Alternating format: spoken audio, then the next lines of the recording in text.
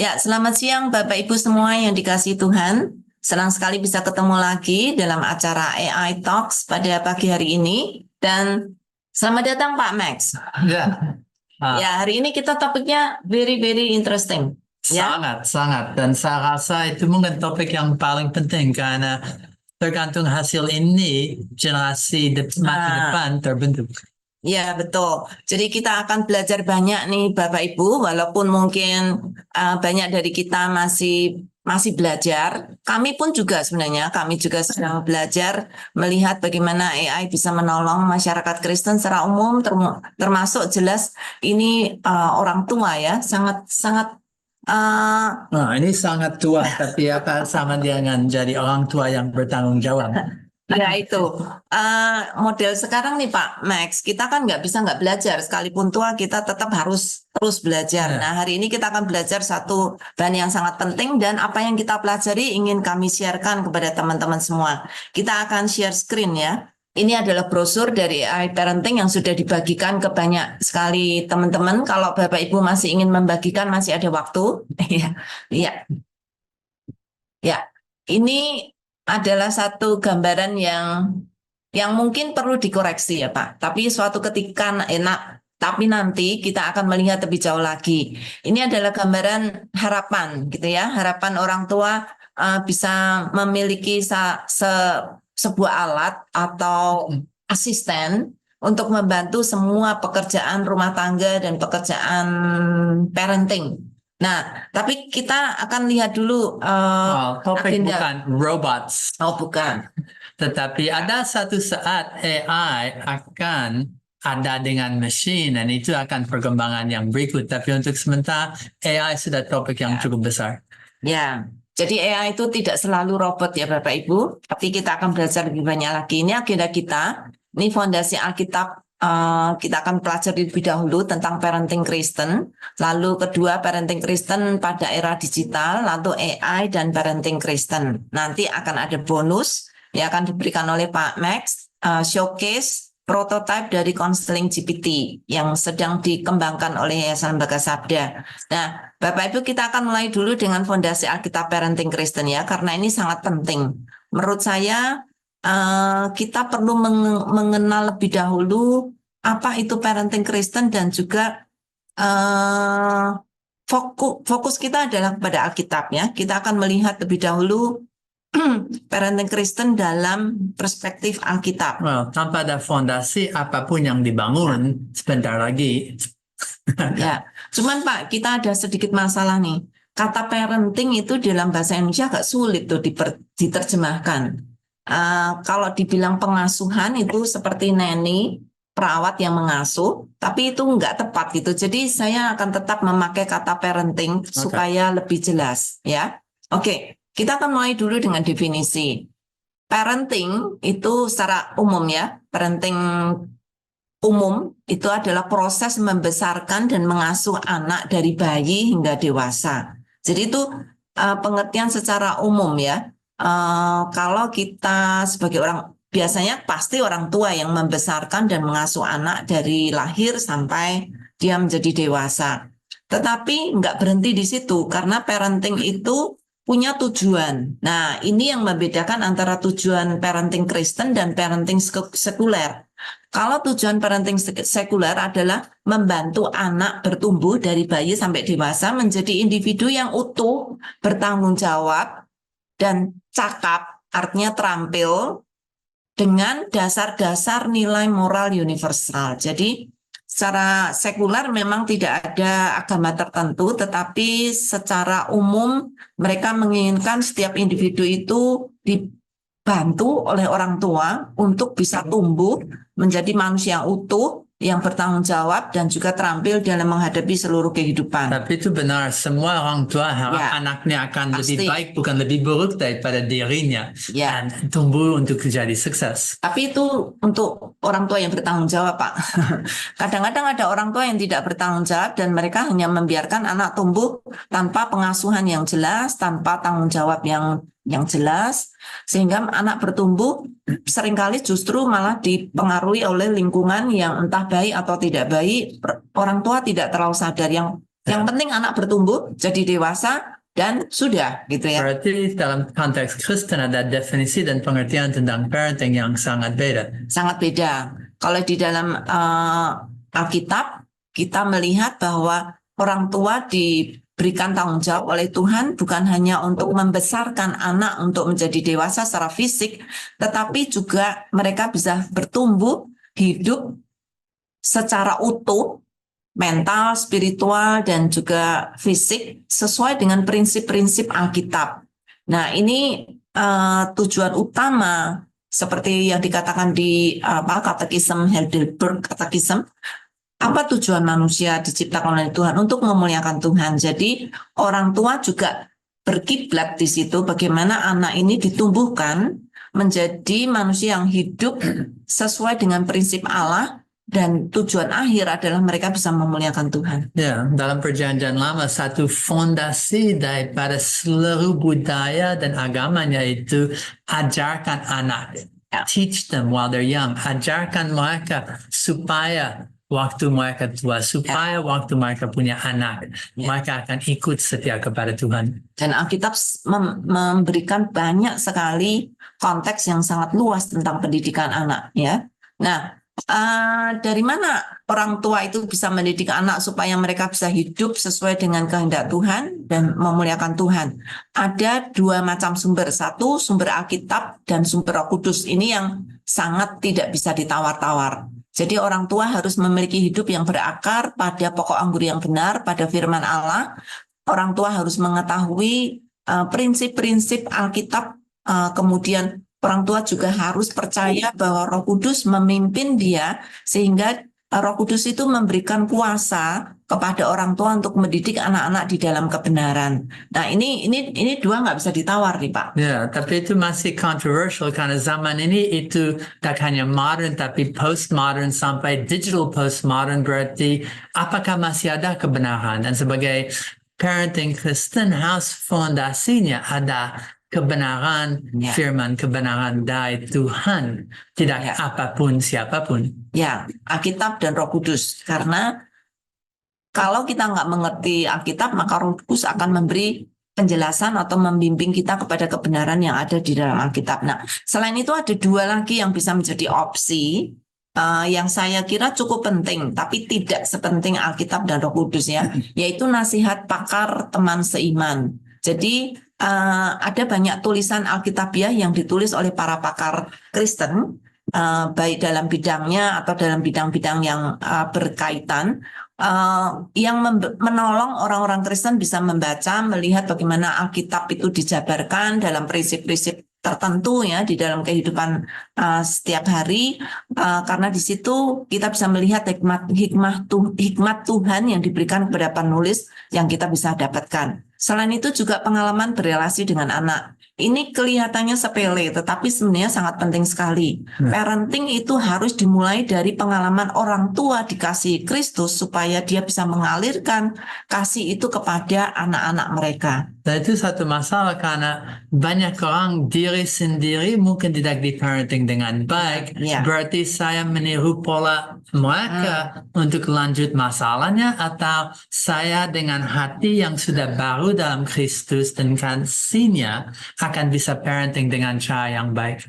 Dan tadi tentang nasihat pakar teman seiman, saya masih ingat ada quote dalam bahasa Inggris yang saya itu dari dulu-dulu, tapi it takes a village to raise a child. Itu perlu satu desa, satu kampung untuk betul mengasuh, membesarkan anak dengan baik. Dan dari sisi Kristen, it takes a church. Gereja yang sehat, tubuh Kristus yang sehat, teman-teman seiman bersama untuk membesarkan anak dengan baik. Itu parenting. Ya, sangat penting sekali. Jadi parents itu nggak mungkin bisa kerja sendiri.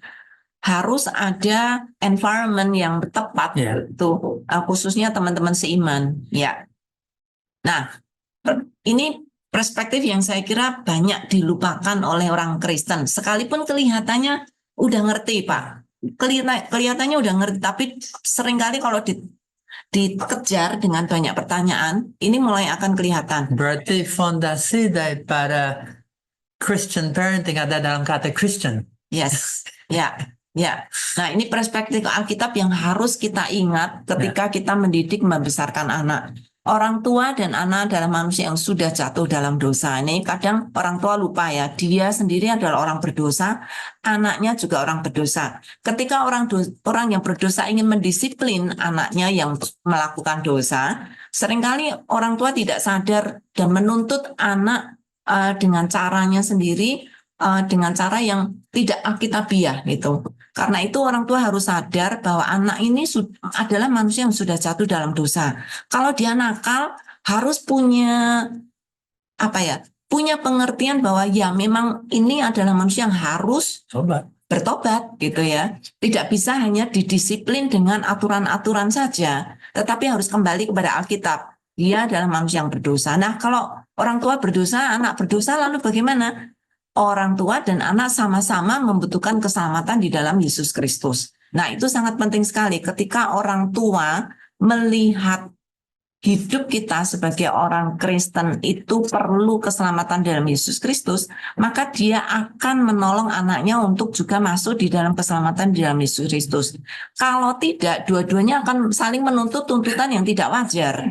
Ya, tuntutan yang tidak wajar. Nah, ini yang saya kadang kecewa ya Pak. Karena orang tua seringkali mendidik anak, katanya orang tua Kristen, katanya mendidik anak dengan cara Kristen. Tetapi ketika mereka mencari sekolah, wow, usahanya luar biasa. Harus dicarikan sekolah yang paling hebat, yang paling bergengsi, yang paling bermutu, yang paling bagus gitu-gitu ya. Tetapi ketika mendidik anak mereka secara rohani, mereka tidak pernah memikirkan betapa penting mencari gereja yang sungguh-sungguh mengajarkan kebenaran, gereja yang setia kepada Alkitab, sekolah minggu yang gurunya tuh setia kepada Tuhan dan mengajarkan Alkitab dengan baik. Tapi berarti kalau keselamatan hanya untuk hari Minggu dan bukan untuk 7 hari per minggu, kalau keselamatan tidak sampai menjangkau kerjanya, hidupnya, dan segala aspek daripada hidup orang tua, jangan harap itu akan berguna untuk anak. Saya belum pernah bertemu dengan orang tua yang tanya ke saya, Bu, di mana anak saya nanti bisa dididik secara Kristen untuk mengerti prinsip-prinsip Kristen dengan baik di gereja yang seperti apa? Nggak pernah gitu. Mereka lebih banyak tanya ke saya, sekolah yang bagus yang seperti apa ya? Wah, mereka keluar uang luar biasa, tetapi mencarikan sekolah minggu yang baik untuk anak nggak pernah terpikirkan. Tapi sekolah minggu adalah mitra untuk parenting, karena anak tak hanya dibentuk oleh parents, tetapi seluruhnya sekolah termasuk. Nah, yang ketiga adalah orang tua dan anak perlu bertumbuh di dalam pemeliharaan Roh Kudus. Jadi ketika sama-sama mereka bertumbuh, karena orang tua juga harus bertumbuh dan anak juga bertumbuh, maka mereka melihat bagaimana menyadari bahwa Roh Kuduslah yang menolong mereka untuk terus bertumbuh dan saling mengasihi satu dengan lain. Itu sebabnya seorang orang tua Kristen harus sadar kasih dia kepada Kristus harus benar-benar tertumpah di dalam diri anak. Saya punya pertanyaan, dan maaf kalau kurang sopan. Semua yang saya dengar, itu kalau saya bilang klasik itu laku 50 tahun, 100 tahun yang lalu, tetapi apa masih laku untuk zaman ini, untuk yang satu abad digital atau AI? Saya dengar ini dan pikir, ya jelas, kemungkinan semua orang sadar itu dan akan setuju kalau dijelaskan, tapi apa masih laku untuk sekarang? Sangat sadar ini penting, tetapi dalam faktanya tidak dijalankan dengan baik, Pak. Jadi itu yang perlu kita sadari. Makanya menurut saya ini prinsip Alkitab itu berlaku dari zaman ke zaman sampai nanti kita mati. Ini prinsip ini tetap akan berlaku bagi kita semuanya. Makanya ini menjadi dasar untuk AI dan parenting, Pak. So kalau mau AI dan parenting harus ada fondasi yang benar dulu. Ya, tuh. Nah, sekarang kita akan masuk bagian yang kedua, parenting Kristen pada era digital. Ini lebih berat ya. Banyak orang tua yang merasa bahwa mendidik anak pada era digital itu lebih sulit dibandingkan zaman dulu. Betul nggak nih, Pak? Ada banyak yang just lepas tangan. Kemarin waktu sedang makan, saya masih ingat. Saya duduk, saya lihat samping saya ada pasangan muda dengan anaknya. Mereka duduk langsung, anak dikasih satu tablet. And orang tua pilih makanan, omong sedikit, langsung main dengan HP-an, and anak dari saat itu sampai waktu makanan datang, main dengan tablet itu. Dan saya lihat berapa tidak sehat parenting sejenis itu karena tablet jadi yang parenting anak itu. Iya, jadi anak itu mendapatkan pendidikan atau dibesarkan. Anak dibesarkan dengan HP, bukannya dengan orang tua yang bertanggung jawab. Tapi itu mencerminkan orang tuanya. Bagaimana ya? Nah, ini tantangan kita ya. Jadi kita akan lihat lebih dahulu beberapa statistik. Saya nggak punya statistik Indonesia, tapi saya akan pakai statistik yang ada di Amerika tahun lalu, Pak. Memang sudah kadaluarsa sih, tapi ini kemungkinan mencerminkan Indonesia sekarang, karena Indonesia kadang-kadang kan ketinggalan 1,5 tahun dari dunia barat ya. Dan statistik ini tentang AI, kalau itu secara digital, wah, saya masih ingat beberapa kali kami lihat statistik digital, berapa jam per hari, 16 jam, lihat. Dan itu menakutkan, hanya mikir digital, untuk AI akan lebih seperti apa? Nah ini pendapat orang Kristen tentang AI, ya. Yang hijau itu yang Kristen. Yang hijau yang Kristen. Itu yang paling rendah. Ya. Jadi Pak Max mungkin bisa jelaskan ini arti statistik ini. Well, orang Kristen tak suka AI kurang lebih. Kalau saya lihat itu apa rasanya dan pandangan mereka paling tingginya itu di tengah. Itu tidak mengerti AI. Jadi untuk itu mereka sangat tingginya, tetapi excited tidak. Mikir itu akan nolong untuk hidup atau hopeful. Untuk semuanya dari tertarik, semuanya mereka jauh lebih rendah daripada orang yang lain. Seorang Kristen sangat negatif tentang AI, termasuk orang tuanya. Ya, ini yang hijau yang Kristen, kemudian yang orange itu yang non-Kristen, dan yang lucunya mereka tidak melihat AI secara positif, tapi kalau ditanya mengerti AI enggak. Jadi mereka menolak tanpa mereka tuh sebenarnya mengerti apa itu AI. Oke, very good. Ini tentang perasaan terpotong oleh umur. So yang lebih muda Gen Z itu hijau dan mereka skeptik, kritis. Kalau lihat siapa yang paling kritis, Pak, itu yang boomers. Bukan kritis, Pak, itu skeptis. Ya, skeptis lebih daripada hanya kritis. Mereka skeptis. Lagi mereka tidak hanya negatif, mereka khawatir. Jadi 50% orang Kristen, orang tua Kristen, karena itu boomers ya, itu skeptis terhadap AI. Dan di paling kanan, 45% dari orang tidak percaya. Mereka tidak hanya skeptis, mereka tidak percaya. Dan paling rendah 7% di tengah, mereka tidak hanya tidak excited, mereka betul ngeri. So, tidak hanya negatif, tetapi sangat. Dan bagian besar dari orang tua itu boomers. Atau Gen X tidak sebaik itu juga, tetapi sangat beda karena anak Gen Z punya sikap, dan sekarang kalau lihat generasi setelah Gen Z, semua positif bandingkan itu. Oke. Dan AI itu baik atau tidak baik untuk gereja? Ini yang sangat tidak setuju AI itu baik untuk gereja, itu yang green ya.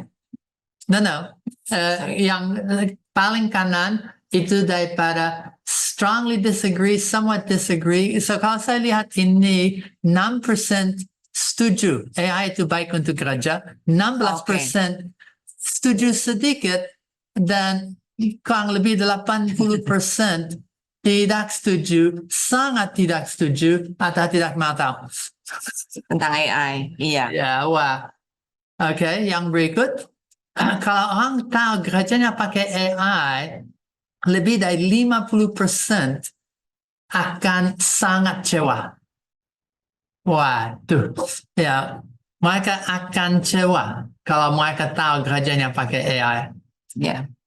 Dan itu kalau and berikut apa? Ini tentang anak. Dan anak, orang tua sangat khawatir. Saya khawatir tentang anak dan AI teknologi. Hijau sangat setuju, pink setuju banyak, and biru tidak setuju sedikit. Kalau lihat daripada semua orang tua di Amerika, 75% sangat khawatir untuk itu. Dan apakah mereka sedang cari informasi? Tidak banyak juga. Jadi itu herannya. Banyak orang tidak setuju, tapi dia juga tidak cari informasi dan tidak tahu apa itu AI, tapi sudah menolak duluan. Ya, hanya 17 yang betul sedang cari informasi, lain-lain kasihan. Dan paling ini khusus tentang orang tua yang punya anak di sekolah. Dan kalau lihat jenisnya, ada daripada sekolah secara umum, daripada private school, dan jenis sekolah yang lain. Tetapi rata-rata semua yang paling kiri sangat concerned, sangat extremely concerned.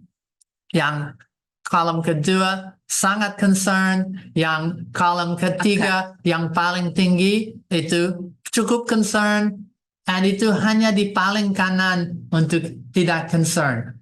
Yang tidak concerned itu di bawah 10%. Ya. Wah. Ya, ini seperti jadi apa? Tapi ini pandangan tahun lalu, Pak. Kira-kira pandangan tahun ini lebih baik atau tidak? Sedikit lebih baik karena dipaksa, dan lebih lagi karena mau tidak mau hampir semua anak sudah sedang memakai dan mereka harus belajar. Ini orang tua, dan saya lihat parenting, Christian parenting, tapi parenting untuk satu generasi AI itu hampir lintas budaya. Ini orang tua, mereka sangat concern, tidak mau, tapi anaknya sedang memakai AI saat ini. Itu satu budaya, bahasa, satu teknologi yang baru, dan orang tuanya tidak di situ. Iya, sekarang orang Kristen semua mau tidak mau sudah terpapar dengan teknologi AI, termasuk khususnya malah anak-anak gitu. Jadi orang tua yang ketinggalan ya sebelum anak. Saya tidak setuju dengan judul yang slide ini. Ini bilang, apakah orang Kristen harus takut AI? Saya akan bilang, lihat di statistiknya sih takut semua, Pak. Berarti bukan harus, tapi sudah takut dengan AI. Iya. Nah ini saya kira kita semua perlu menyadari ya, kalau kita punya Tuhan yang hebat, Tuhan yang Maha Kuasa, kita harus sadar kembali lagi kepada Alkitabnya. Beberapa prinsip ini perlu ditinjau lagi untuk menolong kita untuk melihat zaman yang kita sedang lalui. Ya, Allah kita tidak berubah. Dia adalah Allah yang Maha Tahu dan Dia Allah berdaulat. Dia tahu semuanya dan Dia juga bahkan sudah tahu akan ada AI. Jadi Tuhan tidak terkejut dengan adanya AI. Bahkan Tuhan melihat ada hal-hal yang kita nanti akan lihat ya. Bisa baik, tapi bisa juga tidak baik. Apakah sudah takut? Sudah. Harus takut? Bisa iya, bisa tidak. Tapi kalau kita melihat Allah kita yang luar biasa, seharusnya kita lebih bergantung pada Allah, bukan kepada ketakutan kita kepada AI. Itu prinsipnya ya. Dan Allah memberikan Alkitab untuk menjadi panduan hidup. Nah itu kita harus pegang gitu. Tuhan nggak mungkin akan membiarkan kita hidup di dunia yang kita nggak punya kontrol gitu ya. Tetapi Tuhan memberikan Alkitab. Lalu Tuhan memberikan juga Roh Kudus kepada kita untuk membimbing bagaimana orang Kristen harus hidup. Allah juga memiliki hikmat yang jauh lebih tinggi daripada pengetahuan apapun, termasuk pengetahuan AI yang orang bilang wow luar biasa. Hikmat Tuhan jauh lebih tinggi daripada pengetahuan dan teknologi apapun. Lalu Tuhan memberikan akal budi kepada kita supaya kita bisa memakai AI dengan cara yang benar. Kalau belajar caranya, ya harus belajar cara yang benar. Motivasi harus melihat diri sendiri, jujur apa motivasinya dan tujuannya juga harus benar. Kalau kita memakai AI dengan cara yang salah, dengan motivasi yang salah, dengan tujuan yang salah, harus tidak takut, itu bahaya. Sangat bahaya. AI akan sangat berbahaya bagi mereka yang punya motivasi yang tidak baik dan tujuan yang tidak baik dan tidak tahu cara memakainya. Ya. Dan yang terakhir kita lihat bahwa Allah tidak anti teknologi. Saudara melihat di seluruh Alkitab ada banyak evidence, ada banyak kejadian, ada banyak event yang kita melihat bahwa Allah lah yang memberikan kepandaian kepada manusia untuk melakukan banyak hal, termasuk menemukan teknologi-teknologi baru, termasuk menemukan teknologi batu bata pada zaman Babel, dan macam-macam. Ada banyak sekali ya. Semua jenis teknologi saat ada dipakai oleh Tuhan untuk tujuannya. khusus tentang slide ini, saya diingatkan berapa banyak kali kalau sabda omong tentang AI daripada series AI Talks yang paling pertama, what, why, how, selalu hampir mulai dengan satu kata, danger, bahaya. AI itu sangat bahaya. Dan dari satu sisi itu masuk akal. Tidak pernah ada orang tua yang bilang ke anaknya, ini, how do you say matches? Korek api. Korek api, ayo silakan main. Kenapa? Api itu berkata tahu, ya, ayam bakar enak, tapi bakar rumah dan temen itu habis. Dan dengan api, dengan listrik, dengan semua jenis teknologi, termasuk untuk AI, ada sebagian yang harusnya khawatir, yang harus concern. Great power, great responsibility. Dengan situasi yang AI memungkinkan, kalau tidak tahu caranya, tidak punya hikmat, tidak punya fondasi Alkitab, itu bisa jadi alat yang sangat bahaya. So itu masuk akal. Orang tua sangat concern tentang anaknya. Tidak bilang main dengan korek api, sekaligus jangan main dengan listrik, mobil, atau AI. Kecuali tahu caranya. Ya. Oke, ada next slide berikutnya Pak, yang kita akan lihat tantangan parenting pada era digital itu besar sekali memang. Ketakutan orang tua atau concern orang tua itu sangat natural, tapi pada saat yang sama itu karena alasan yang natural juga. Ya, takut adalah takut. Iya, yang satu ketakutan orang tua itu adalah karena mereka tidak bisa mengikuti perkembangan teknologi Pak, terlalu cepat. Betul. Jadi untuk adaptasi dengan teknologi yang baru itu butuh effort, butuh waktu, butuh belajar, perlu belajar terus. Ya, harus belajar terus. Nah, itu yang seringkali orang tua tidak punya waktu untuk lakukan itu, tapi lebih baik menolak sebelum mereka harus belajar karena butuh waktu untuk mereka belajar. Ya, dan apa yang saya tidak tahu, biasa orang akan bilang, saya tolak dulu. Ya. Setelah itu mungkin kalau ada lain yang membuktikan, lain yang coba, dan lain yang kecelakaan, dari itu saya akan memutuskan untuk ikut atau tidak. Ya, tapi tantangan yang berikutnya itu adalah karena untuk menggunakan AI itu perlu pendampingan dan perlu supervisi. Anak itu tidak boleh dibiarkan memakainya, khususnya anak kecil ya. Sorry, 2 dulu ya Pak ya. Oh sorry. 2 adalah penekanan etika dan nilai-nilai Alkitab. Nah ini, orang tua sendiri tidak tahu persis etika di dalam memakai AI dan juga nilai-nilai Alkitab mereka tidak menguasai. Itu masuk akal. Tadi lihat gereja.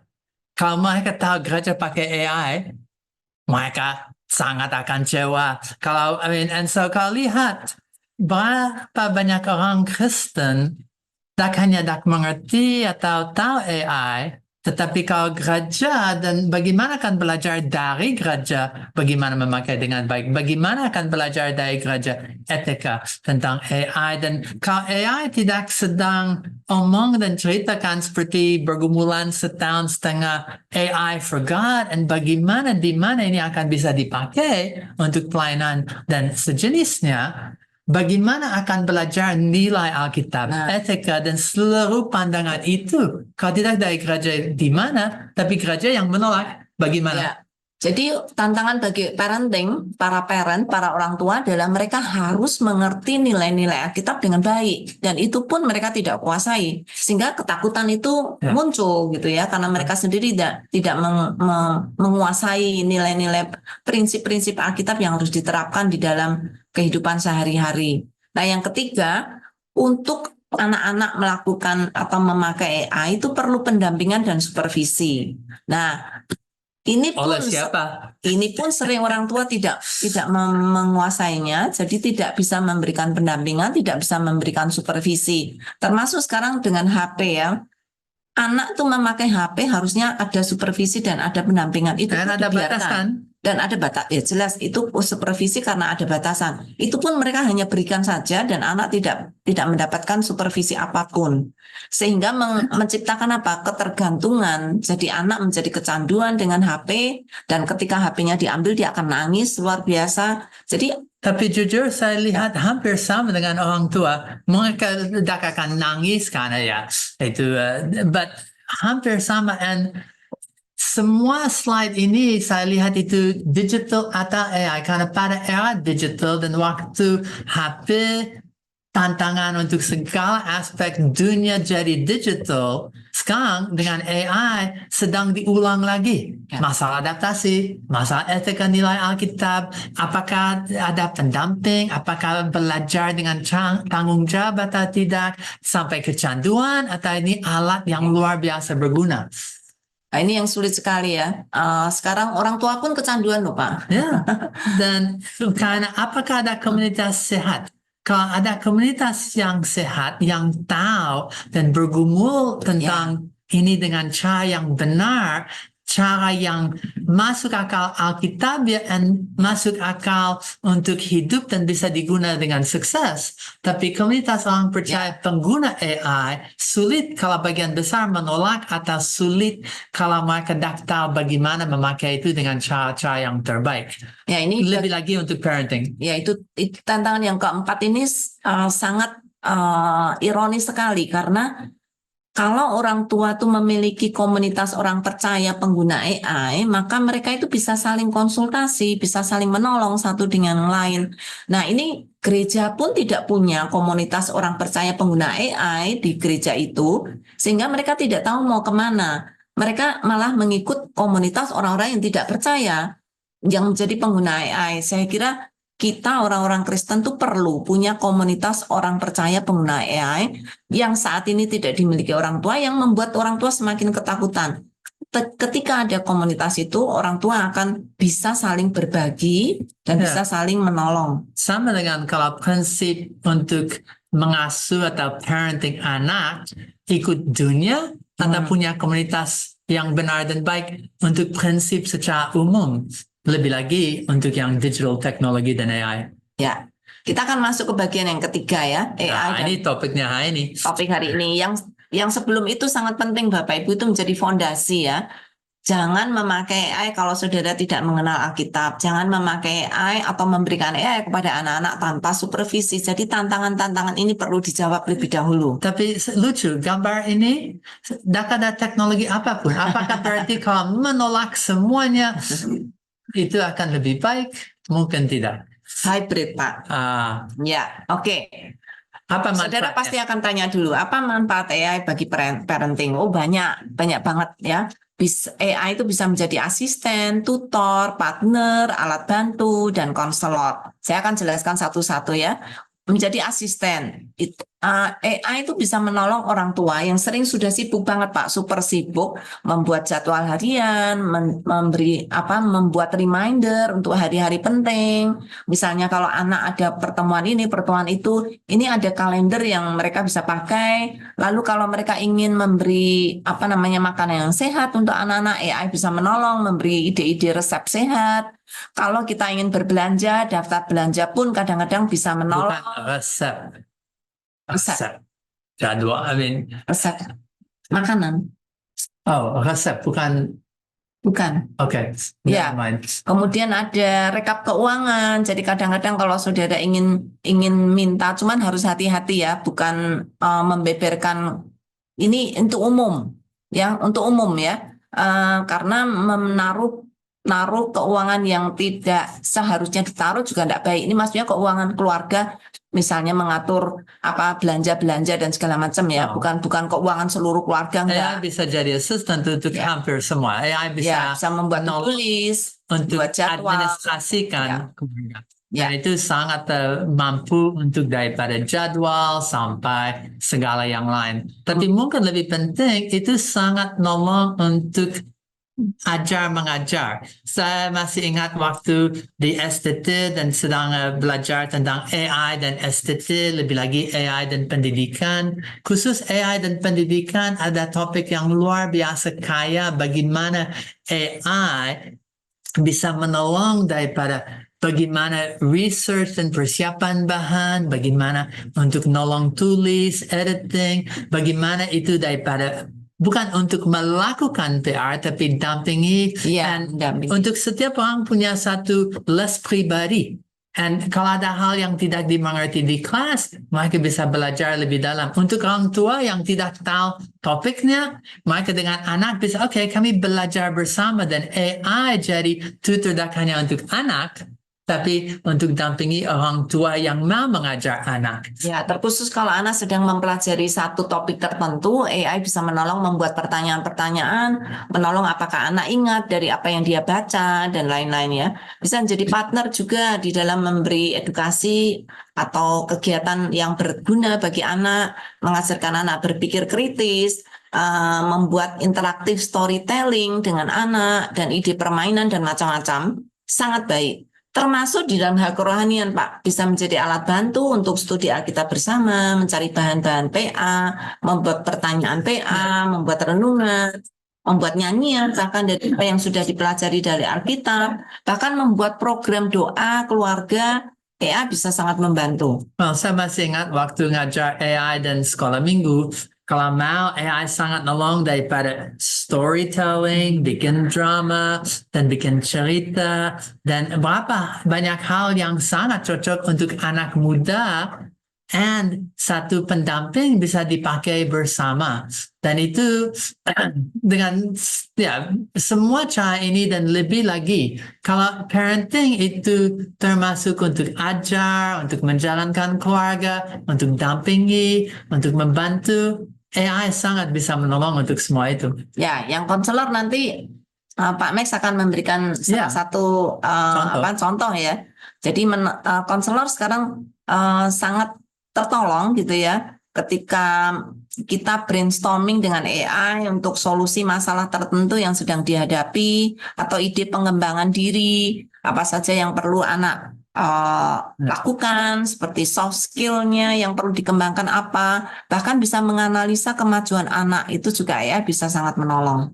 Nah, Banyak. Kalau saya lihat jawaban ini, saya tahu jawaban ini actually bukan dari Bu Yulia, tetapi ini dilahirkan daripada AI. Dari stylenya, daripada pilihan kata. Ini slide ini itu hasil daripada tanya AI tentang, bikin sendiri. Bikin sendiri. Okay.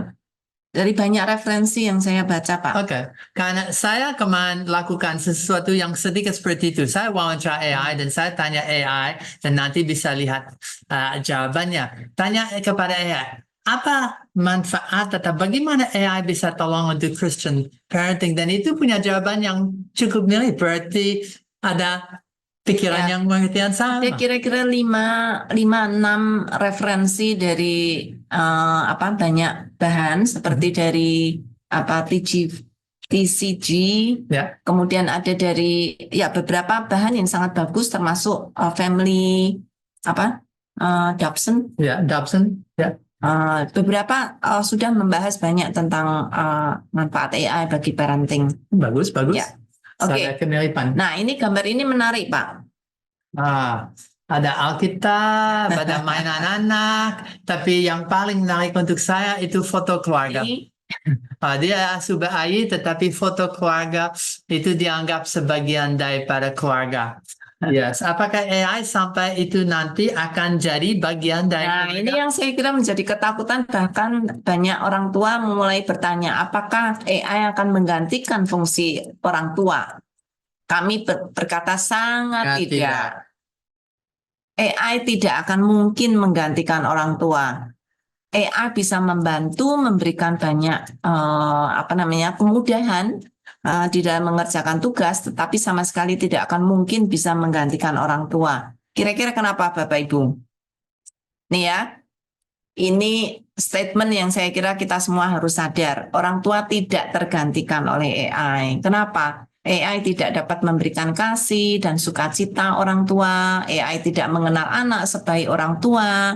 AI tidak punya bijaksana Allah, tetapi kita, manusia yang diberikan oleh Tuhan bijaksana Allah melalui Alkitabnya. AI tidak dapat memberikan sentuhan pribadi seperti orang tua kepada anak. AI tidak dapat memberikan disiplin yang disertai kasih dari orang tua seperti yang diajarkan Alkitab. AI juga tidak dapat memberikan bimbingan, pendampingan secara pribadi. Jadi jangan khawatir Bapak Ibu, AI tidak mungkin akan menggantikan. AI tidak punya daging, AI tidak punya darah, itu tidak satu pribadi yang bisa masuk dalam hidup anak dengan cara yang orang tua bisa. Lebih lagi, sangat sulit untuk menerima kasih kalau tidak ada tangan yang akan peluk kembali. Dan AI tidak bisa peluk.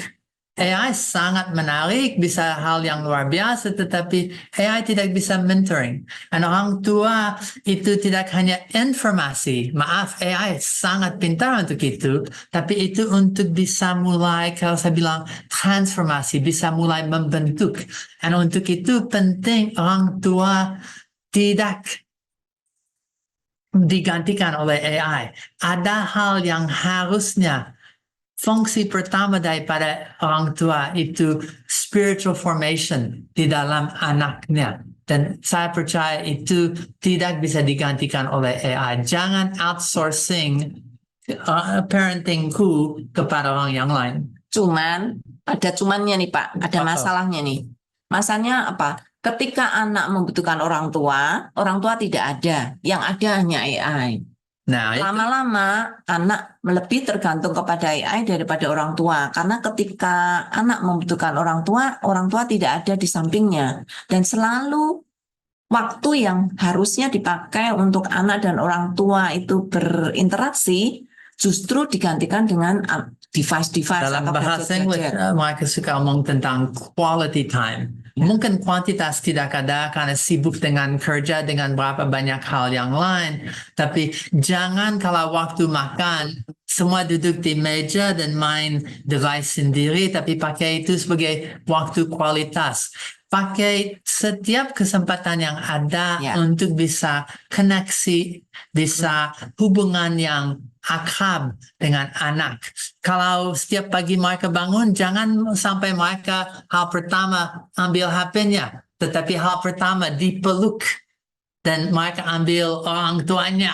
Setelah itu mereka lari kemana-mana. Dan sebelum mereka tidur, jangan sampai mereka tidur dengan HP dalam tangannya atau didampingi AI dan dunia maya dan teman-teman maya, tetapi lagi dipeluk, dicium, dan mereka tidur bersama. Dan harus ada satu fondasi bagaimana memakai digital dan device dengan benar kalau mau pakai AI dengan benar. Tapi kalau digital sudah mulai menggantikan bagian dari peranku, pasti AI akan masuk. Ya, seringnya kita yang memberi kesempatan AI terlalu banyak untuk mengambil alih tugas-tugas yang seharusnya kita lakukan. Ya, oke. Berikutnya. Ini ada 9 langkah bimbingan memakai AI. Saya kira ini bisa menjadi salah satu pedoman bagi Bapak Ibu untuk bisa memberi penjagaan terhadap anak gitu ya ketika memakai AI. Pertama, boleh berdoa bersama. Itu salah satu hal yang minta hikmat dari Tuhan untuk menolong, supaya memberi pencerahan, supaya juga Roh Kudus bekerja untuk bisa memilah mana yang benar, mana yang tidak benar, mana yang baik, mana yang tidak baik, gitu ya. Itu anak harus diajar dari awal bahwa Tuhanlah yang memimpin, Tuhanlah yang membimbing. Yang kedua adalah eksplorasi dalam pendampingan. Jadi kalau ingin saudara mengajarkan AI kepada anak, duduk sama-sama, eksplor bersama-sama. Apa fitur-fitur yang ada, apa gunanya, dan melalui pendampingan itu orang tua bisa memberi memberi bijaksananya hal-hal apa yang baik dan tidak baik, atau hal apa yang perlu. Kalau mainan baru pasti bersama anak bisa belajar bagaimana memakainya. Well, kalau ada AI bersama dengan anak, eksplorasi dan nikmati, coba hal-hal fun, coba bikin lagu dengan anak. Sekarang lomba siapa bisa menyanyikan hasil dengan paling lucu. Dan berapa banyak cara untuk AI mendampingi, tetapi relasi utama itu bersama anak. Dan ya, terus ya, jadi kalau saudara menyerahkan pendampingan memakai AI itu kepada orang lain, saudara kehilangan momen yang sangat penting untuk anak itu melihat apa yang orang tua ajarkan kepada dia. Moments and memories, itu nama childhood. Ya, jadi Bapak Ibu jangan ajarkan mereka belajar ke orang lain. Bapak Ibu sendiri belajar dan mengajarkan itu kepada anak-anak, gitu ya. Dan ketiga, ajari critical thinking. Jadi ketika Bapak Ibu melihat atau membaca jawaban AI yang kurang tepat, langsung kasih tahu anak, ini menurut kamu betul atau tidak? Kenapa ini kurang baik? Kenapa? Jadi ajar kepada anak untuk punya sense mengkritik apa yang dijawabkan AI kepada pertanyaan-pertanyaan kita atau pernyataan-pernyataan sehingga anak itu mulai sense gitu ya bahwa AI itu tidak bisa dipercaya 100%. Harus memakai critical thinking untuk melihat apa yang baik dan tidak Tidak hanya AI, tetapi tidak ada siapapun yang bisa dipercaya 100%. And critical thinking, kalau betul mulai mengerti critical thinking, akan sadar itu bagian dari DQ. DQ, Digital Quotient, salah satu dari 8 faktor utama atau aspek itu critical thinking. Lebih lagi untuk AI quotient. And sama dengan siapapun punya anak, IQ-nya mereka dilatih untuk tambah pintar, EQ-nya mereka dilatih untuk tambah sosial dan untuk punya hati dan relasi yang sehat. SQ, spiritual quotient, tetapi dengan cara yang sama, critical thinking adalah kunci salah satu daripada digital quotient.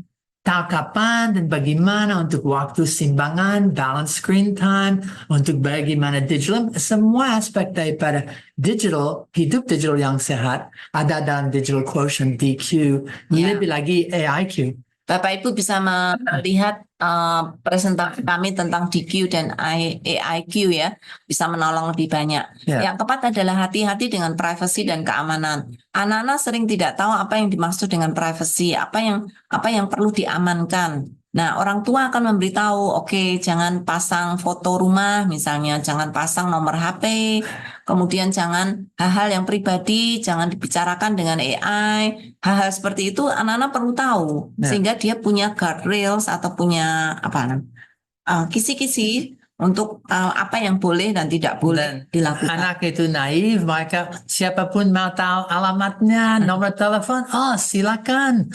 And saya akan datang, saya bawa kue. Oh ya, ini alamatku. Tapi dengan cara yang sama menjaga dan hati-hati bagaimana mereka bisa punya bijaksana dalam situasi sosial yang dunia nyata, media sosial, and AI. Untuk tiganya harus hati-hati dengan baik. Ya, yang kelima adalah mahir hidup dalam dunia maya dan dunia nyata. Nah, ini saya kira Bapak Ibu sebagai orang tua tuh harus punya keseimbangan antara anak hidup di dunia maya atau hidup di dunia nyata. Seringkali dunia maya dibiarkan terus-menerus dan dunia nyata tidak disinkronkan. Seringkah Bapak Ibu mengajak anak-anak untuk melihat pantai, naik ke gunung, hiking, dan tanaman, melihat binatang di mana. Jadi harus ada keseimbangan. Tidak bisa anak terus-menerus hidup di dalam dunia maya. Yang sekarang banyak sekali terjadi seperti itu. Bahkan tidak tertarik dengan dunia nyata. Diajak orang tua pergi kemana, tidak mau. Mereka lebih senang di kamar dan main dengan gadgetnya. Itu perlu pendampingan. Bapak Ibu perlu memberi pengasuhan yang benar kepada anak. Untuk banyak anak, dunia maya lebih menarik. Di situ ada games, di situ bisa racing, bisa semua jenis aktivitas yang wow. Di situ semua teman-temannya ada. Dan karena itu harus hati-hati kalau dunia maya lebih menarik daripada dunia nyata. Dan sekaligus itu sangat penting untuk orang tua tidak menolak semua itu, tetapi tanya anak untuk mereka bisa diajak. Itu berarti orang tua harus belajar tentang dunia maya, dan kadang-kadang anak harus diajar kembali kepada dunia nyata. Dan itu alasan saya bilang itu hampir cross-cultural, seperti misiologi atau lintas budaya. Mereka dalam satu dunia, mereka sudah tahu tentang dunia nyata maya jauh lebih daripada orang tuanya. Mereka dari sekolah, teman, dan mereka lahir pintar, dan sekarang ini dunia mereka. Yang pertama, dan untuk orang tua, mereka harus lintas budaya, belajar bahasa, budaya, cara dunia itu. Baliknya mereka harus ajak anak untuk masih berfungsi dalam dunia sehari-harian yang biasa. Dan itu satu tantangan, bagaimana bisa jadi dual citizen. Hidup dalam dua dunia dengan cara yang simbangan dan benar untuk bisa berfungsi di dua-duanya. Ya, itu bicultural. Ya, itu yang saya kira sering kekurangan di antara orang tua ya, tidak memberikan pendampingan kedua-duanya. Sehingga bahkan orang tua hidup sendiri di dunianya sendiri. Ya, Ya, ini untuk itu saya waktu masih kecil, saya dipindah daripada satu benua ke benua yang lain kepada benua. Dan saya hidup dalam budaya yang sangat beda. Dan saya pernah lihat dan juga kerja banyak waktu saya di universitas dengan orang yang bicultural. Ada seperti yang lahir di Amerika tapi dari turunan Asia. Ada yang lahir di Eropa tetapi waktu itu bisa lihat. Dan khususnya saya ingat pelayanan pertama saya dengan orang dari Indonesia. Mereka ke sekolah Amerika, mereka teenagers, dan semua dunia mereka itu Amerika, kecuali waktu di rumah itu Indonesia, dan mereka 1.5, 1,5 antara dunia. Sekarang berapa banyak anak seperti itu di sekolah dengan teman-teman, itu satu dunia nyata, teknologi, high-tech, waktu pulang ke rumah itu sangat sembunyi di kamar. Dan bagaimana bisa two worlds integrated. Orang itu tua yang harus kunci. bisa memberi daya tarik kepada anak untuk melihat dunia nyata. Dua-duanya. Ya, berikutnya. Itu mendorong anak-anak untuk kreatif dan membuat inovatif saat menggunakan AI. Jadi bukan cuma jadi konsumer saja, tetapi dia juga menjadi produser. Ketika misalnya melihat bagaimana AI bisa membuat lagu misalnya, tantang anak, oke, kamu suka lagu seperti apa? Kamu punya kata-kata bagus nggak untuk satu lagu dan lain-lain ya?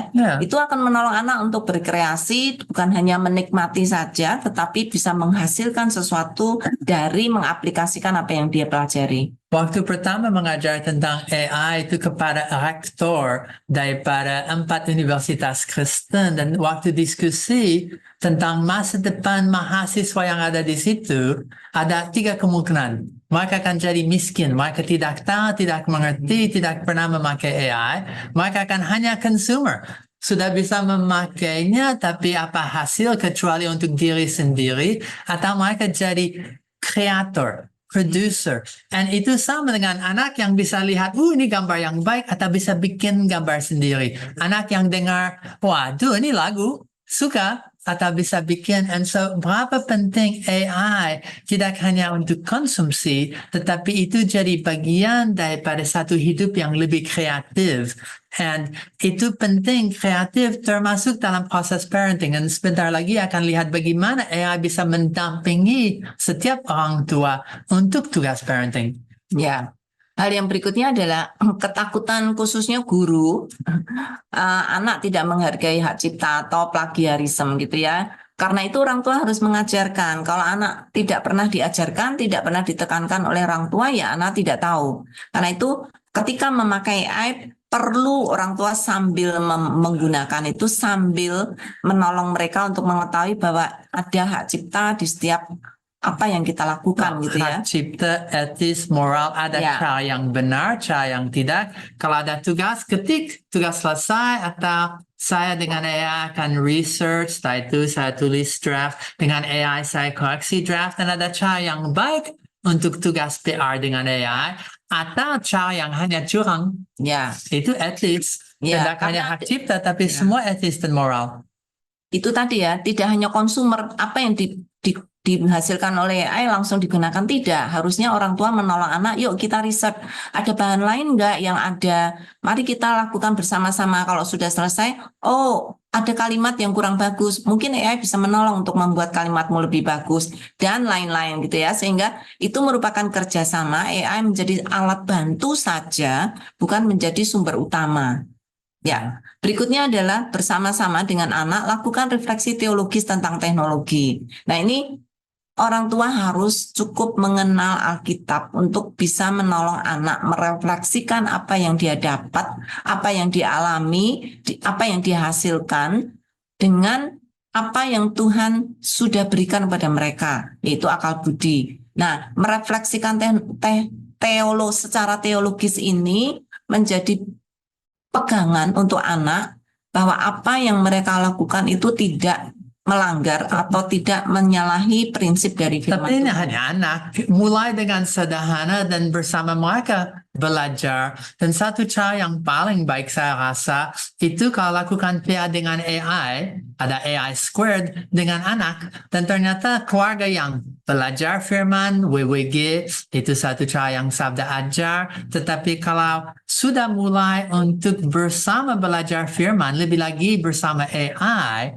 itu satu langkah yang bisa sangat menolong untuk mengerti AI itu hanya satu yang pendamping, dan lebih lagi itu sesuatu yang menolong saya untuk lebih mengerti tentang Tuhan dan firman, itu menolong orang tua saya juga, dan bersama kami bisa hidup Kristen yang luar biasa baik bandingkan dengan tanpa itu. Ya, bisa belajar bersama-sama Alkitab bersama-sama dengan anak.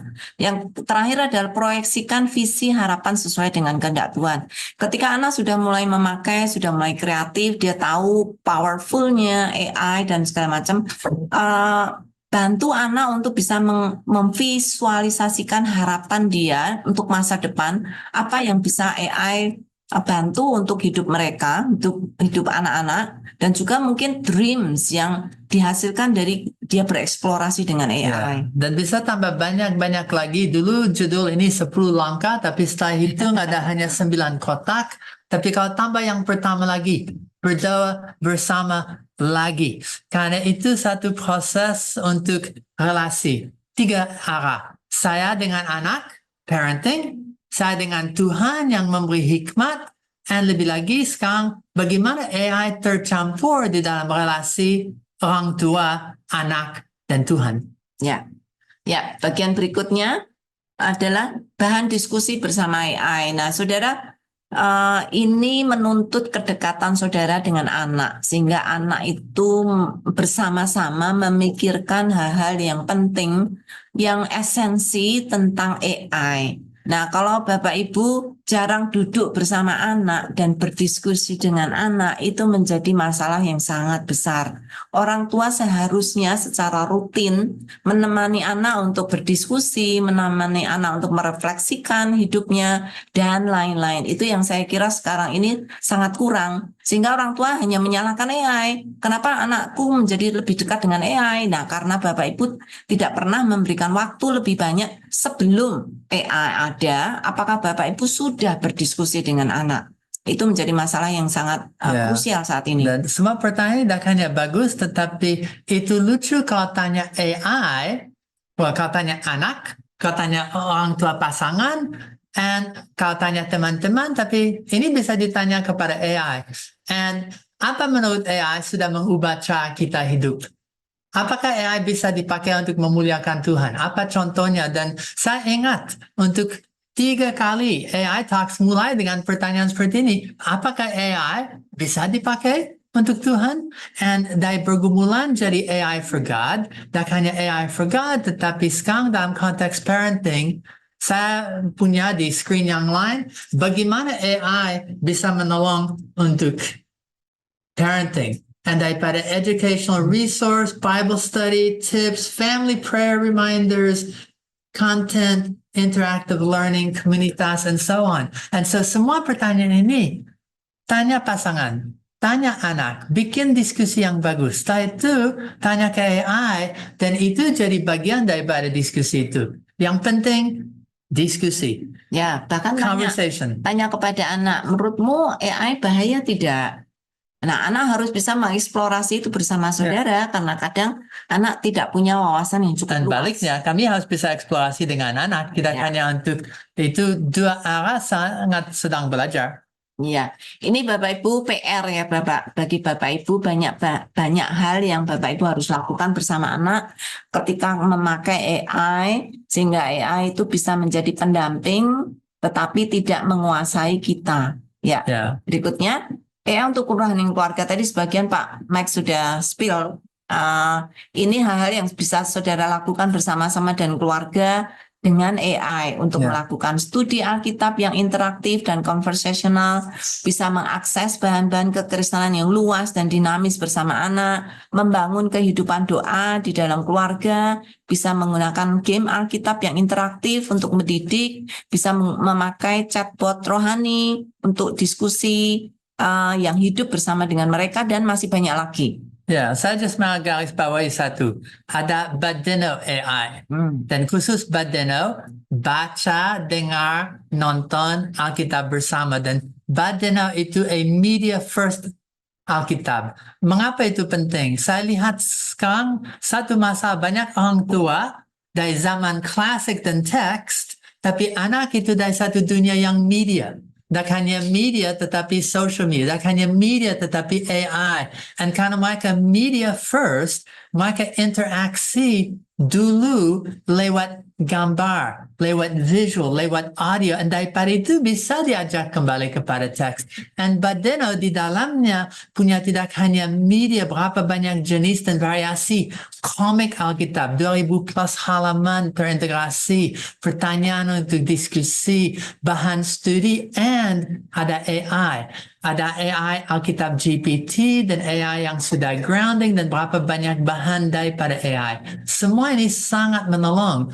Dan untuk kerohanian keluarga, kalau ada hanya dengar Alkitab bersama atau hanya baca beberapa halaman daripada komik Alkitab bersama atau nonton bagian daripada film, satu pasal per hari, itu sudah sangat menolong untuk belajar Alkitab dari dalam bentuk yang mereka bisa menerima jauh lebih baik daripada hanya kalau teks. Dan semua ini dari chatbot, dari Alkitab GPT, daripada interaksi, semua ini dan banyak cara lain ada di AI dan studi Alkitab, AI dan Alkitab, dan Sabda sudah menyampaikan ini termasuk untuk perikop apapun, bikin cerita Alkitab berdasar itu, bikin lagu, bikin renungan untuk umur 5 atau 7. Semua ini ada di dalam bagian presentasi yang lain, tetapi AI sangat bisa dampingi untuk semua aspek daripada kerohanian. Tak hanya keluarga inti, tapi untuk keluarga gereja lebih luas lagi. Ya, sangat memungkinkan sekali. Jadi Bapak Ibu, AI sangat menolong untuk kita juga memiliki kehidupan rohani di dalam keluarga yang baik. Kalau kita sendiri sudah punya, apakah Anda punya skills untuk itu? Apa sudah belajar bersama itu? Punya waktu gitu ya. Seringkali kita hanya menyalahkan alat-alat gadget ini karena kita sendiri tidak menginvest waktu di dalam hidup anak-anak kita. Ya. Oke. Nah, ini ayat yang kami pasang untuk slide terakhir kami, itu didiklah orang muda menurut jalan yang patut baginya, maka pada masa tuanya pun ia tidak akan menyimpang daripada jalan itu. Ya, ini peringatan bagi kita nih, kita harus mendidik anak-anak muda. Bukan hanya orang tua, tapi orang-orang di sekitar kita harus kita bersama-sama mendidik mereka gitu ya, terutama memang orang tua. Tapi kalau saya mau garis bawahi, kata yang saya rasa paling penting dalam ayat ini tidak di-highlight seharusnya, tapi pada masa. Ternyata masa saya masih kecil, sekarang dan nanti tambah tua lagi sudah berubah. Dan kalau saya mikir, anak harus dididik sekarang untuk generasi akan datang. Dan saya sangat suka frase, dari generasi ke generasi ke generasi. Dan harus dididik saat ini untuk mempersiapkan untuk generasi yang akan datang. Baliknya, saya sebagai generasi yang sekarang tua yang sedang mendidik, saya harus belajar seperti apa dunia dan masa ini bandingkan dengan yang dulu. Ya. Pak, ini ada banyak banget pertanyaan yang sudah masuk. Oke. Mau beberapa pertanyaan dan setelah itu kami akan kepada bonus. Saya lepaskan ini. Bonus itu akan kami lihat beberapa hal yang bersama. Atau mau ini dulu dengan cepat? Boleh itu dulu dengan cepat. Oke. Sabda sedang kerjakan satu prototype, satu konsep untuk bisa counseling Kristen dengan GPT. Sudah punya satu app, He Cares, yang belakangnya punya intelligent search, and di situs pelayanan bahan telaga berapa banyak, dan AI pun punya opini. Nanti bisa kalau ada waktu ekstra lihat bersama. So ini satu contoh. Ini just kalimat, saya orang tua anak. Ini ditanya, saya orang tua anak yang nakal. Bagaimana saya bisa membereskan hidupnya? Ya, saya mau itu jadi baik-baik ya. Saya juga mau dia mengasihi Tuhan. Okay? Well, ini bilang sebagai orang tua menghadapi anak yang nakal memang merupakan tantangan yang berat. Namun penting untuk mengingatkan bahwa peran kita sebagai orang tua adalah untuk mendidik dan membimbing anak menuju jalan yang benar, termasuk mengasihi Tuhan. Berikut beberapa langkah yang bisa Anda pertimbangkan. Berhenti menyalahkan diri, berikan kasih sayang dan dukung, ajak anak untuk mengenal Tuhan, dan ada berapa banyak lagi yang tidak ada untuk ke tempat. Dan termasuk itu ada rekomendasi tentang bahan-bahan dari telaga yang menolong untuk itu. Ini yang lain. Saya adalah anak SMA yang sedang mengalami kekerasan oleh orang tua saya sendiri. Saya ingin berkonsultasi terkait bagaimana cara saya bisa bertahan menghadapi hal ini. Wah, saya sangat menyesal mendengar bahwa kamu sedang menghadapi situasi. Dan pertama penting untuk ingat dari Mazmur, dan itu lanjut daripada itu. Dan berapa banyak lagi. Dan apapun yang jadi masalah seorang tua atau satu anak, bisa ditulis sini dan diskusi bersama hasilnya. Saya tidak rasa termotivasi di sekolah. Bagaimana saya bisa? And so on. Apapun. So ini prototype. Ini aplikasi di Play Store Android, App Counseling He Cares, itu aplikasi counseling Alkitab yang berbasis kebenaran firman Allah untuk menolong Anda mencari jawaban atas berbagai masalah dan pertanyaan dalam hidup. Kasih Allah dan Alkitab adalah dasar dan sumber dan harapan untuk aplikasi counseling Kristen ini. Kiranya aplikasi ini jadi berkat. Itu doa daripada yang membuatnya. Ingat, dia peduli. And we care karena He cares. Dan aplikasi ini bisa kalau dibuka langsung press dan dengan suara tanya apakah masalah, dan itu akan memberi bahan dari telaga, itu akan memberi articles 2 atau 3, itu akan juga memberi ayat sesuai dengan satu search yang punya AI ringan di belakangnya. Dan situs pelayanan bahan telaga lebih dari 1,000 bahan yang bisa menolong dengan semua aspek daripada parenting, keluarga, daripada anak kecil sampai pernikahan, daripada penceraian sampai mati, masalah hidup, semua aspek daripada remaja sampai masalah suami istri. Semua ini dan lebih lagi ada di dalam situs itu. Dan saya rasa, termasuk ada situs Christian Counseling Center, ada publikasi yang counsel dulu dan semua arsipnya, dan sudah cukup untuk itu. Ya, oke. Ya, nanti kami lihat lagi. Tapi pertanyaan. Ya, ini ada Ibu Betsy Welviana. Oke. Bu Yulia, saya cukup merasakan bagaimana orang tua berupaya masuk ke sekolah yang bergengsi, namun lupa memasukkan anak ke gereja untuk mengikuti setiap kegiatan rohani ya. Itu memang sangat disayangkan sekali ya. Kemudian ada Pak Yohanes Sudarman, statement dan pertanyaan. Jika AI tidak dimanfaatkan sebaik-baiknya dan sebesar-besarnya oleh kita orang-orang Kristen untuk kebaikan, maka sangat mungkin AI akan digunakan oleh orang-orang bukan Kristen untuk tujuan mereka dan sangat mungkin untuk tujuan jahat. Apakah begitu Pak Max dan Bu Yulia? Dunia sudah memakai AI, anak-anak sudah memakai AI, dan kalau lihat statistik, yang paling takut, yang paling tidak excited, dan yang paling menghindarkan AI adalah yang Kristen, yang tua, yang gereja. Ini orang-orang siapa? Ya. Baliknya, orang yang saat ini paling memakai itu orang non-gereja, orang yang muda, dan orang yang jahat.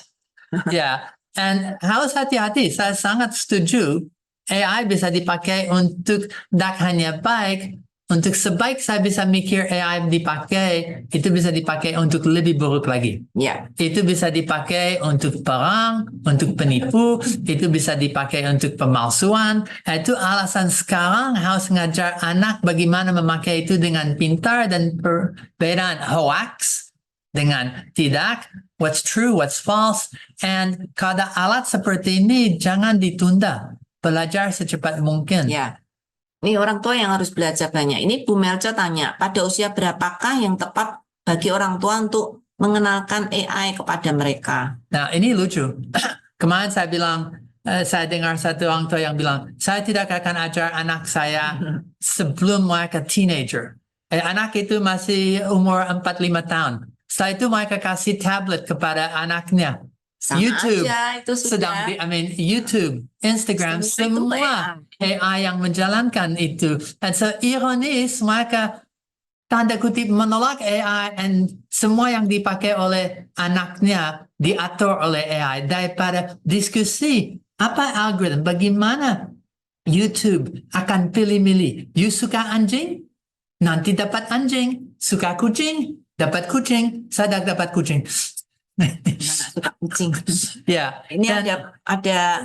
Tapi berapa penting untuk sekecil pun mulai Sudah mengajar tentang AI, karena saat tangannya menyentuh device apapun itu sudah dalamnya ada AI. Iya. And itu AI yang akan control segalanya kecuali mereka sadar. Nah, daripada pengertian akan itu, kalau mereka diajar bagaimana chatting atau conversation dengan AI akan lebih gampang. Dan saya akan bilang, kalau mereka sudah diizinkan untuk ngomong dengan guru atau dengan anak yang lain, mereka sudah bisa diizinkan untuk ngomong dengan AI dengan cara yang sederhana. Conversational skills with AI and with neighbors start at the same time. Ya, jadi umur berapa Bapak Ibu memberikan HP kepada anak?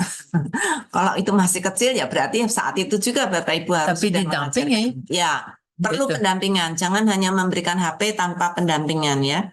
Oke, ini ada tanggapan dari Ibu Endra, Bapak mungkin Endra. Sepertinya data AI vs parents memang betul kenyataannya. Menurut saya hal tersebut memang timbul karena tidak mengerti apakah AI itu. Jadi intinya adalah orang tua harus belajar tentang AI, apa itu AI, bagaimana cara kerja AI. Jadi ini lebih ke literasi AI supaya Bapak Ibu tahu persis sebelum menuduh-nuduh yang tidak benar. Kalau lihat satu yang luar biasa daripada Jokowi, dia paksa bangsa ini untuk punya infrastruktur yang digital, dia paksa bangsa ini untuk mulai punya digital literacy. Dan dengan cara yang mirip, digital literacy yang memungkinkan daripada Gojek dan Tokopedia, daripada semua variasi dunia digital, lebih lagi digital literacy yang memungkinkan waktu COVID ada untuk anak-anak terus belajar dengan cara yang sama. Anda, orang tua, harus punya digital literacy and mulai mengerti AI literacy, dan anak-anak akan memakai AI. Masa depan adalah AI. Mau tidak mau sebagai orang tua yang tanggung jawab, saya akan harus coba mengerti sebagian dari dunia itu sekarang. And mungkin belajar bersama mereka. Saya daftar, Anda daftar. Itu seperti kalau pindah ke kota yang baru. Orang tua sedang belajar, anak sedang belajar, dan bersama belajar tentang AI. Itu adalah masa depan, itu adalah dunia pendidikan, itu akan jadi hal terpenting di dalam kerja masa depan untuk mereka. Mau tidak mau, bersama mereka, orang tua yang bertanggung jawab harus lintas budaya dari klasik waktu Anda lahir dan duniamu dulu, harus sekarang melintaskan diri kepada dunia AI. Maaf. Ya, ini ada beberapa tanggapan dari Pak Endra. Ya, salah satunya bahwa memang Pak Endra sendiri kadang sebelumnya punya stigma terhadap AI bahwa suatu hari nanti AI akan menguasai manusia. Ya. Kalau mereka tidak mengerti, sudah dikuasai. Sorry. Ya, nggak usah tunggu nanti, Pak. Kalau kita sudah menyerahkan kendali kita kepada AI, kita sudah dikuasai oleh AI. Ya, jadi khususnya kalau kita malas ya, semakin malas semakin AI memakai. Oke, apa namanya? Pertanyaan. Ini banyak ada yang Pak. tangan? Ada yang mau tanya langsung, satu kesempatan saja. Kami akan berikan, ya. Ya. Sedang Bu Yulia baca semua pertanyaan yang terbanyak. Tapi ada yang mau raise hand? Ada? Mau tanya langsung, silakan Bapak Ibu. Gitu kan? Ya, ini ada pertanyaan dari Ibu. Ada. Oh, ada Ibu. Silakan. Halo Ibu Yunike Wage. Ini keluarga Ibu Wage. Wow. Halo Ibu. Ya unmute dulu Halo Ika. Bapak Ibu Ya. Halo Ibu Ike. Sorry. Ya, silakan, Ini, silakan. terima kasih buat materinya. Yang saya mau tanyakan apakah ada misalnya bahan untuk bagaimana mendampingi anak untuk punya critical thinking, misalnya kurikulum khusus gitu yang ya mini kurikulum lah untuk bagaimana mendampingi anak untuk bisa mengembangkan digital quotient yang baik gitu dan critical thinking yang baik. Ternyata ada orang Selama yang ini sih baik kalau kami hati. kalau selama ini kami berdua ya hanya dari ngelihat mereka lihat YouTube apa, terus kita jelasin bahwa tidak semua bisa dipercaya gitu dan Billy Iya. bantu untuk being Ya. critical gitu. Tapi apakah ada kurikulum khusus misalnya yang mini kurikulum aja gitu yang untuk bisa menolong anak guru orang tua tahu bagaimana mendampingi anak begitu. Terima kasih. Thank you. Saya Very good question. Very good question. Saya akan usul ada yang bikin Billy dan Yunika kalau mereka untuk 6 bulan berikut bersama saya lihat anak generasi depan di belakang bersama. Ini satu yang tantangan dan kebutuhan yang luar biasa besar karena sampai sekarang ada tolak tapi tidak ada bahan. Dan mungkin bahan yang sederhana, kalau mulai dari digital quotient, ini 8 aspek yang sederhana untuk yang muda, lebih rumit untuk yang teenagers, tapi ini bahan struktur untuk tak hanya digital quotient, tapi untuk AI quotient. Lebih lagi, kalau belajar bersama anak akan lihat, jangan ini, wah ini bagus. Dan untuk mulai mengkumpul tips dan tricks, dan itu alasan Bu Yulia tadi bilang, berapa penting ada komunitas. Kalau ada komunitas, 10 orang tua yang sedang belajar bersama what's good, what's not, dan satu yang mulai untuk menulis, hanya itu luar biasa. Nah, ada satu trik lagi.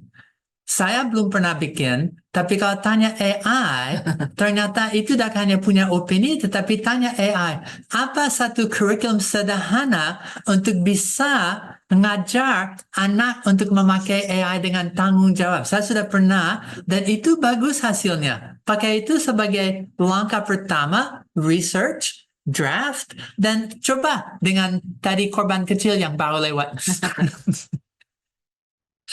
Ya, so itu jawaban saya. And kalau bisa dengan tak hanya Billy, tetapi beberapa teman kalau ajak, lebih lagi kalau ada seperti STT, paksa beberapa mahasiswa. Ini jadi project besar untuk mereka belajar bagaimana untuk parenting dengan AI. Sangat butuh bahan, hampir tidak ada. Sorry.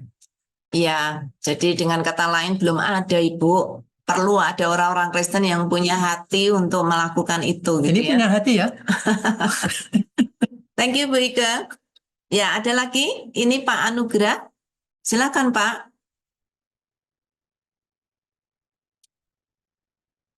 Ya, mute Pak. Unmute. Di unmute dulu. Oh ya, sorry. Iya, saya mau itu materinya oke ya. Jadi untuk terkait tadi kan dibahas juga terkait ada komunitas ya. Untuk komunitasnya apakah sudah ada atau mungkin dari Sabda membuat komunitas terkait hal itu yang mengumpulkan orang-orang sevisi gitu, atau mungkin kalau nggak ada apakah setelah ini bisa diadakan gitu. Ya, saat ini ada Pak, Yayasan Lembaga Sabda punya satu komunitas WA Group untuk pengguna AI. Tetapi memang umum sekali Pak. Kemarin dulu sebenarnya disarankan kalau di dalam WA Group itu ada kelompok-kelompok khusus gitu ya, misalnya kelompok parents, kelompok media gitu-gitu. Tapi belum Pak. Saat ini mungkin ini komunitas pengguna AI terbesar di Indonesia karena jumlahnya hampir 600-700 orang di situ. Cuman memang belum terkategori. Jadi kita Itu masih belum ada fokus kepada parenting. Ya. Itu AI dan church, AI dan pelayanan secara luas dan umum. Dan kadang-kadang topik seperti parenting muncul. Dan itu sangat baik tempat untuk memulai pertanyaan seperti tadi Bu Yunika, apakah ada bahan dalam bahasa apapun AI bisa menerjemahkan itu. Tapi saya setuju kalau mulai ada komunitas yang dibikin dan tidak harus besar-besar, 10-20 keluarga bersama teman-teman yang sedang bukan ahli tapi berani untuk share hasil. Daripada itu langkah pertama. Dan seperti Bapak bilang, jangan sendiri tapi dengan yang lain. Dan itu satu prinsip daripada awal sabda selalu akan bilang A, buka conversation. B, coba. Dan hanya bicara. And setelah itu membagi hasil, share. And Ya, yeah. nanti admin akan memberikan alamat WA grupnya ya Pak, atau nomor WA grupnya, nanti Bapak bisa bergabung. Apakah mau just show of hands? Karena semua ini bisa untuk reaksi. Siapa setuju atau rasa ini ide yang baik? Bisa ada show of hands, tangan untuk yang buka atau reaksi itu di bagian bawah kata react, dan bisa voting dengan plus seperti ini atau bisa voting dengan minus. Tapi siapa setuju? Ini ide yang baik. Ya, bisa ada kelompok khusus ya untuk WA grup parents gitu untuk saling berbagi. Ya. Oke. Makasih banyak. Ya, Pak. Siapa tahu Satu lagi. juga bisa untuk offline juga Pak, untuk yang parent-parent ngomongin. Aduh, kalau dari berbagai tempat di Indonesia agak susah nih Pak. Iya, mungkin yang Jakarta atau kota lain gitu. Iya, aduh, sayang waktunya habis, tinggal 5 menit lagi. Pak Max, habis ini bisa silakan memberikan closing statement. Saya akan mengutip statement dari Ibu Elida Masmuria, karena sangat bagus untuk bisa menjadi closing statement untuk saya. Sebagai orang tua, kita harus belajar dan jangan menghindari AI. Karena ke depan anak-anak kita, bahkan dunia ke depan akan sangat akrab dengan AI. Tetapi tentu kita harus punya fondasi yang sudah kuat dalam Alkitab. Untuk orang tua dan anak bersama belajar, jangan biarkan anak sendiri.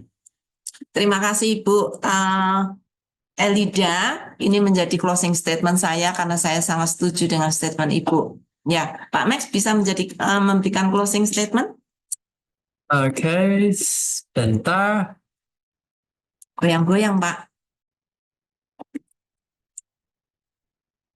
Oke. Saya harap ini akan sukses. Tadi di komputer yang lain sudah bisa sukses. Okay. Share screen. Where's my share screen? Share screen. And ini yang sedang ditulis di depan mata saya. Okay. Bisa dilihat? Saya. Okay. Saya coba membesarkan. Kecil, Pak Max. Lebih baik? Bagaimana saya bisa mengajar tentang AI dan Christian parenting? Untuk mengajar tentang mengintegrasi konsep teknologi AI dengan prinsip-prinsip Alkitabiah. Menghubungkan konsep AI dengan prinsip Kristen. Ayatnya. Amsal 20 persis. Oke, pendidikan yang bertanggung jawab. Mengajarkan nilai-nilai Kristen melalui teknologi. Mengasuh and so on. Disiplin yang bijak. Dan ada bahan-bahan yang lain. Ini just satu daripada yang Alkitab, yang GPT counseling yang tadi kami coba untuk bikin. And sedang masih kerjakan.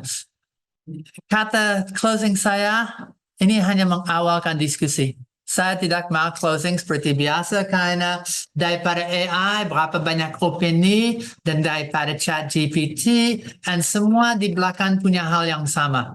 AI akan tambah pintar, akan tambah banyak, pengaruh akan tambah besar.